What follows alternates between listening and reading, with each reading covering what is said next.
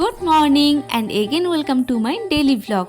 আজ সকালবেলা বাড়িতে খুব ইলিশ মাছের গন্ধ পাচ্ছিলাম।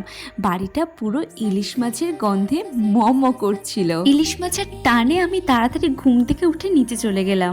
আর এরপরে আমি এই যে সানস্ক্রিনটা ইউজ করছি দেখতে পাচ্ছ, এটা ভীষণ ভালো একটা সানস্ক্রিন, আর মাখলে না মুখটা কি সুন্দর গ্লো করে। এরপরে চলে গেছিলাম আমি রান্নাঘরে, কারণ আমার সকালবেলার ব্রেকফাস্ট বানানোর জন্য।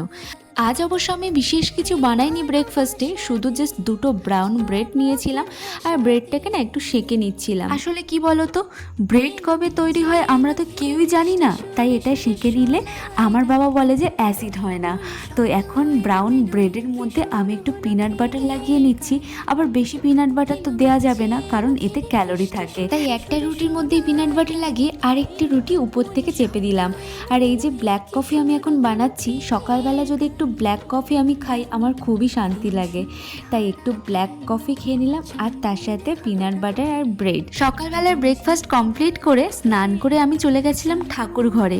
আর এখন তো অম্বুবাচী চলছে, তার জন্য মা তারা, মা সরস্বতী সবাইকে ঢাকা দেওয়া আছে। অম্বুবাচীর সময় ঠাকুরকে ছুঁতে নেই, ফুল দিতে নেই, শাঁখ বাজাতে নেই, এরকম অনেক নিয়ম আছে।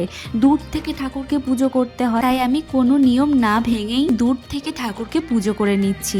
আর এরপরে আমি চলে এলাম নিচে, কারণ ইলিশ মাছ আছে যে, আর এই ইলিশ মাছ ভাজা, ইলিশ মাছের তেল, তার সাথে সর্ষে ইলিশ, আর ওখানে ছিল চিংড়ি দিয়ে কুমড়ো ঘ্যাঁট। আচ্ছা তোমরাই বলো, ডায়েট করছি বলে কি ইলিশ মাছ ভাজা আর ইলিশ মাছের তেল ছাড়া যায়? ইলিশ মাছের যদি সিজন চলে যায় তখন তো আর ইলিশ মাছও পাবো না, আর ডায়েটও করে যেতে হবে। তাই এখন ইলিশ মাছ আছে, ইলিশ মাছ খেয়েই ডায়েট করি। একদিন ইলিশ মাছ ভাজা আর ইলিশ মাছের তেল খেলে তেমন কিছু হবে না, তাই আমি বেশ ভালো করে থালা সাজিয়ে বসে পড়েছি।